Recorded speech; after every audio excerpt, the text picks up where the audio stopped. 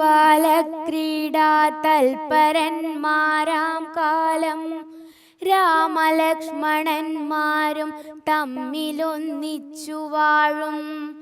ഭരതശത്രുഘ്നന്മാരും ഒരുമിച്ചെല്ലാ നാളും മരുവീടുന്നു പായസാംശാനുസാരവശാൽ. സന്തോഷത്തോടുകൂടി കുട്ടിക്കളിയിൽ താല്പര്യമുള്ള പ്രായത്തിൽ രാമനും ലക്ഷ്മണനും എപ്പോഴും ഒരുമിച്ചായിരിക്കും എന്നതുപോലെ ഭരതനും ശത്രുഘ്നനും എപ്പോഴും ഒരുമിച്ചായിരിക്കും. ദശരഥന്റെ കൊട്ടാരത്തിൽ 3 അമ്മമാർക്കായി 4 പുത്രന്മാരാണുള്ളത്. പുത്രകാമേഷ്ടി യാഗം കഴിഞ്ഞ് കിട്ടിയ പായസം 2ആയി പകുത്ത് കൗസല്യയ്ക്കും കൈകേയിക്കും കൊടുത്തതിന് ശേഷമാണ് 3ാമത്തെ രാജ്ഞി സുമിത്ര അവിടെ എത്തിച്ചേർന്നത്. ജ്യേഷ്ഠത്തിമാർ അവരവർക്ക് കിട്ടിയ പായസത്തിൽ നിന്ന് ഒരു വിഹിതം സുമിത്രയ്ക്ക് കൊടുത്തു. ഈ വിശിഷ്ട പായസത്തിന്റെ ഫലസിദ്ധിയായിട്ടാണ് പുത്രരില്ലാതിരുന്ന രാജ്ഞിമാർക്ക് 4 പുത്രന്മാർ ലഭിച്ചത്.